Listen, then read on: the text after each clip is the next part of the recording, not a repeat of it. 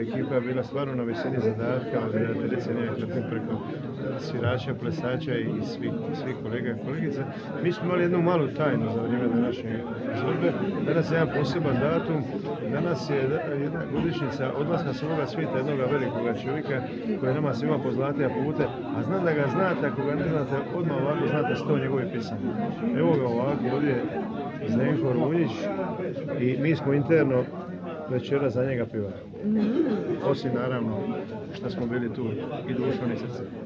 A bila je skoro puna dvorana, skoro 4000 ljudi i ovdje u Sloveniji sve što je povezano sa Dalmacijom, ljudi vole vino, vole muziku, vole biti tamo. Zašto se vama čini da smo toliko povezani baš sa Dalmacijom? Ja moram reći da imam sreću što živim u Dalmaciji zato što su tamo je plavo more, plavo je nebo i jaki su elementi. I onda se dogodi da elementi iz prirode probude u ljudima elemente i onda bude ljubav.